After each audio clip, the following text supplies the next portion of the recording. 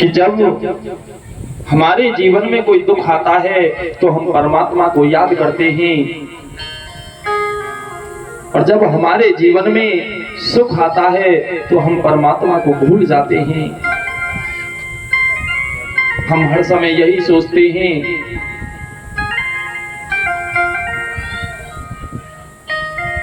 बोले भैया जो कार्य किया है वो मैंने किया है। अगर गलती से कोई गलत काम हो जाए ना तो कहते हैं बोले क्या हुआ, बोले भैया बोले परमात्मा की मर्जी थी।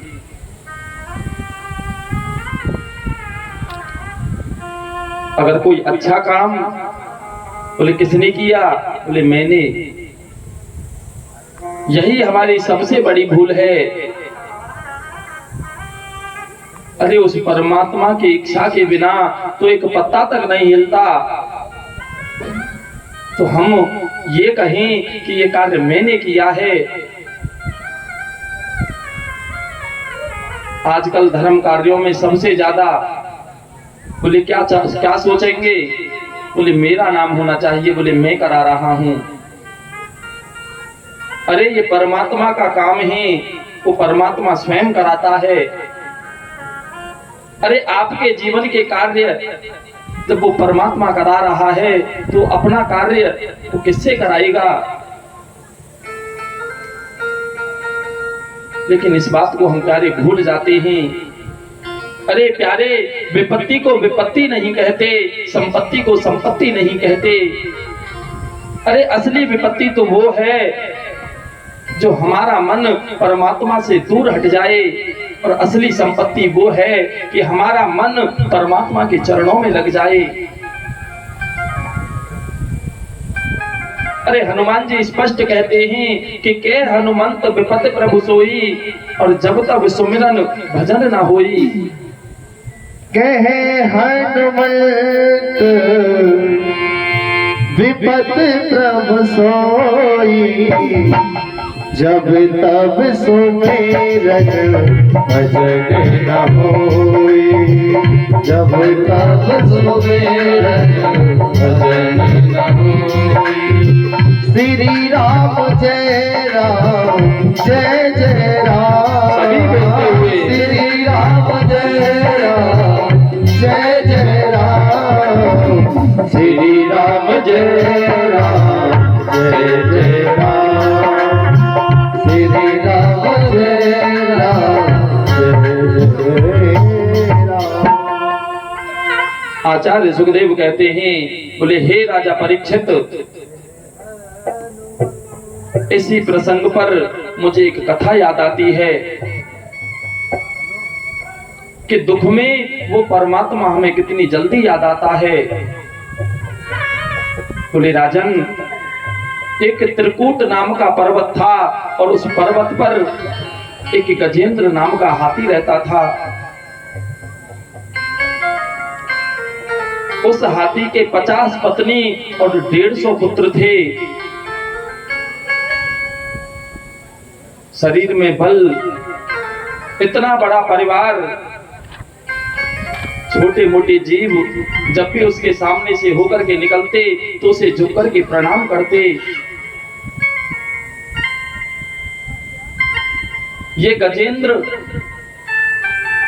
के मन में अभिमान करने लगा, अरे जंगल के सभी जीव मुझे प्रणाम करते हैं, मुझे अपना राजा मानते हैं। ये अपने परिवार को लेकर जब जंगल से निकलता, जिस दिशा में भी निकल जाता उस दिशा में सारे जंगल को समाप्त करता जाता, और ना जाने कितने छोटे मोटे जीव इसके पैरों में दब करके वो अपना प्राणांत वो मर जाते। लेकिन ये गजेंद्र इस बात की कोई चिंता नहीं करता है। ये तो अपने बल के मद में मस्त होकर अपने परिवार के साथ में रहता है। लेकिन हे राजा परीक्षित, एक दिन क्या हुआ कि यही गजेंद्र अपनी पुत्र और अपनी पत्नी के साथ में एक सरोवर में स्नान करने के लिए गया, और ये जब सरोवर में स्नान करने लगा तो अपनी सूंड में जल लेता, कभी अपने पुत्रों के ऊपर, कभी अपनी पत्नियों के ऊपर ये जल में विहार करने लगा।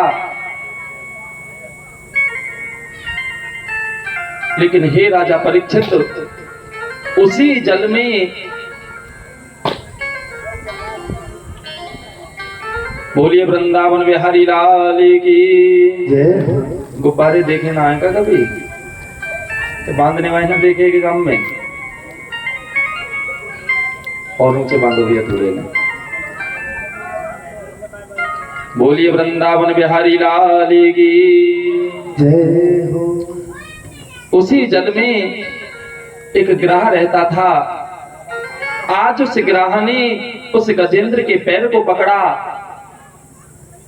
गजेंद्र ने सोचा, बोले कोई छोटा मोटा जीव होगा, उसे जब ये पता चलेगा, बोले ये गजेंद्र का पैर है, वो मेरे सामने आकर के मुझसे क्षमा याचना करेगा, और जब क्षमा याचना करेगा तो मैं उसे छोड़ दूंगा, उसे मैं क्षमा कर दूंगा। लेकिन उस जल में उस ग्राह की पकड़ गजेंद्र के पैर पर धीरे धीरे बढ़ती चली गई, और जब इस गजेंद्र को कष्ट पीड़ा होने लगी, और जब पीड़ा हुई तो इस गजेंद्र ने अपने पुत्र, अपनी पत्नियों से कहा, बोले भाई इस सरोवर में किसी ने मेरा पैर पकड़ रखा है। आज इस गजेंद्र ने अपने उस पैर को जल से बाहर खींचना चाहा, इसने पूरा बल लगा दिया, लेकिन उस ग्राह से यह गजेंद्र अपने पैर को नहीं छुड़वा पाया।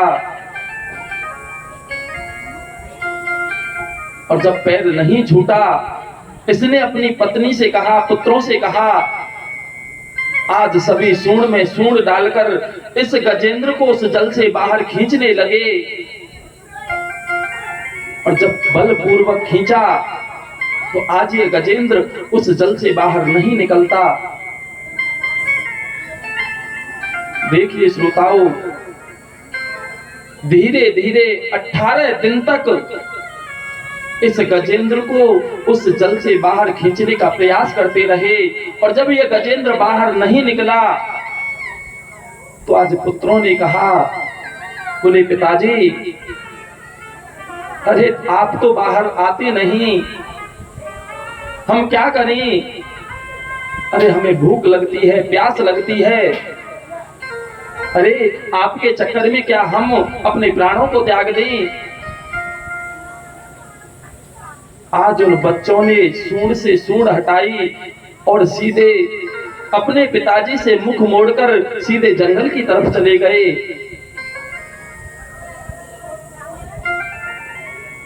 एक दो दिन पत्नियों ने देखा, पत्नियों ने भी कह दिया, अरे आप बाहर नहीं आते तो क्या हम आपके साथ अपने प्राणों को त्याग दें? आज पत्नियों ने भी सूंड हटा ली और इस गजेंद्र से मुख मोड़कर वो भी जंगल की तरफ चली गई। आज इस गजेंद्र ने सोचा, बोले जो मैंने अपना पूरा जीवन, क्या बात चल रही है तरह से? बोलिए वृंदावन बिहारी लाल की जय हो। आज गजेंद्र ने सोचा, बोले मैंने पूरा जीवन जिन पत्नियों के लिए, जिन बच्चों के लिए पूरा जीवन बर्बाद कर दिया, आज वही पत्नी, वही बच्चे आज मेरे अंतिम समय में मेरे साथ नहीं हैं। अरे जितनी लगन मैंने इस परिवार से लगाई, अगर मैं इतनी लगन उस परमात्मा से लगाता तो शायद वो परमात्मा आज मेरी रक्षा करने के लिए वो अवश्य आता। और श्रोताओं, ये सच भी है, ये संसार का नियम है कि जब तक हम इस संसार के काम आते हैं तब तक ये संसार हमारा साथ देता है, और जिस दिन हम इस संसार के काम आना बंद हो जाते हैं तो यही संसार हमको ठुकरा देता है। यही संसार, हमारी चारपाई, यही परिवार हमारी खाट को एक कोने में डाल देता है। और प्यारे, उस कोने में कितनी भी आवाज लगाते रहना, कोई भी आपकी आवाज सुनकर आपके पास आने वाला नहीं होगा।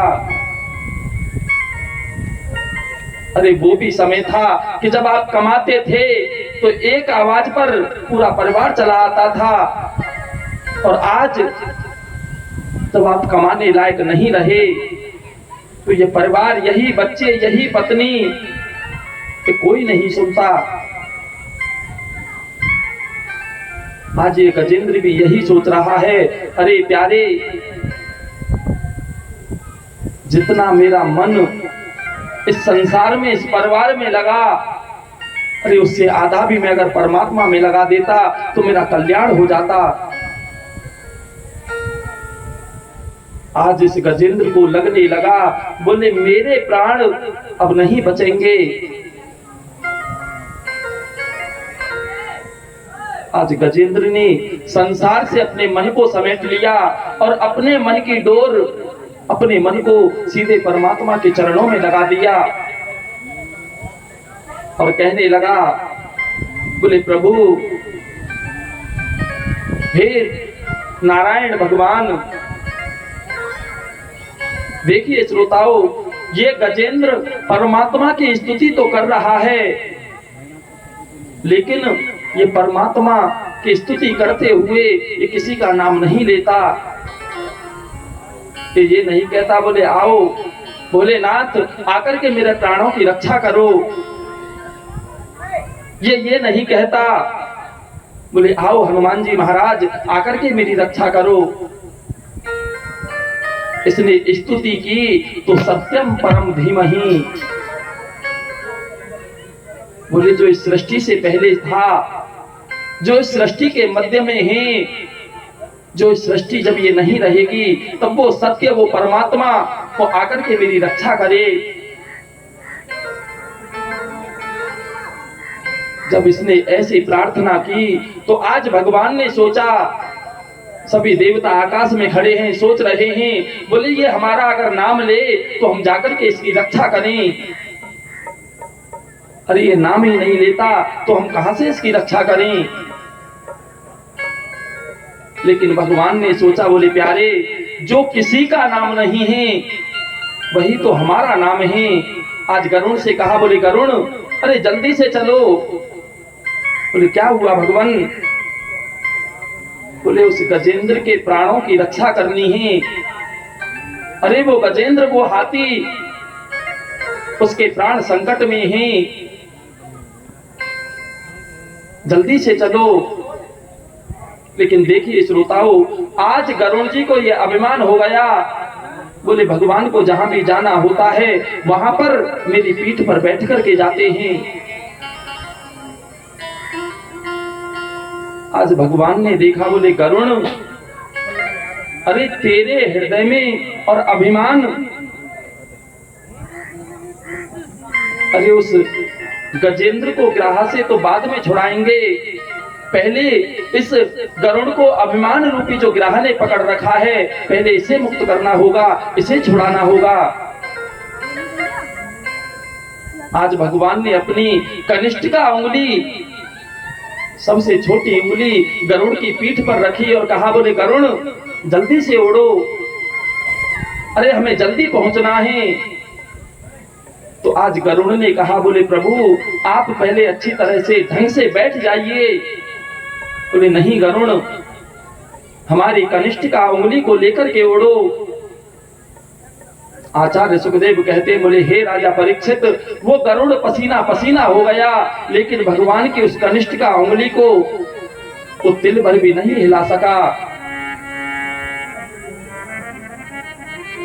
आज गरुड़ का अभिमान दूर हुआ, भगवान के चरणों में गिर पड़ा। बोले प्रभु अरे मुझे क्षमा करना, अरे मेरे हृदय में थोड़ा सा अभिमान आया था। आज भगवान ने कहा, बोले गरुड़, अरे तेरे हृदय में ये अभिमान था कि भगवान जहां जाते हैं मैं लेकर के उड़ता हूं, भगवान को जहां भी जाना होता है। उन्हें मेरी आवश्यकता पड़ती है, मेरे बिना भगवान का काम नहीं होता। अरे गरुण, तू हमें लेकर के नहीं उड़ता, अरे वो तो हम ही हैं जो अपने चरणों में दबाकर तुझे जहां भी जाना होता है तुझे लेकर के हम उड़ जाते हैं। आज भगवान गरुड़ पर बैठ करके उस गजेंद्र के पास में आए और गजेंद्र ने जब भगवान को आते हुए देखा, उस सरोवर से एक पुष्प लिया और पुष्प तोड़कर परमात्मा के चरणों में चढ़ा दिया। बोले प्रभु, इसके अलावा मेरे पास में और कोई चीज नहीं है प्यारे।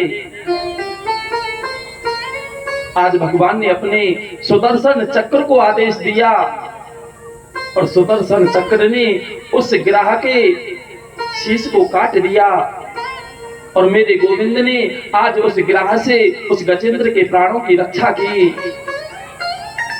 बोलिए वृंदावन बिहारी लाल की जय।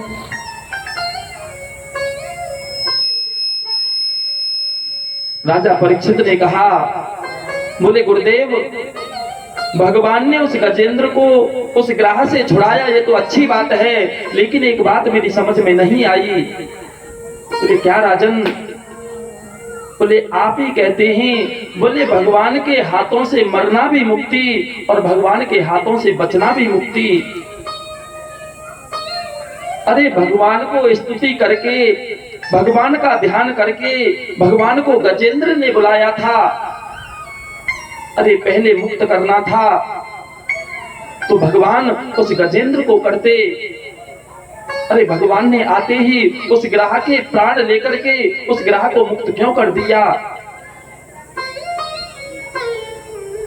अरे मुक्त करना था तो पहले उस गजेंद्र को मुक्ति देते, उस ग्राह को मुक्ति क्यों दी? तो आचार्य सुखदेव कहते हैं, बोले हे राजा परीक्षित, भगवान का एक नियम है।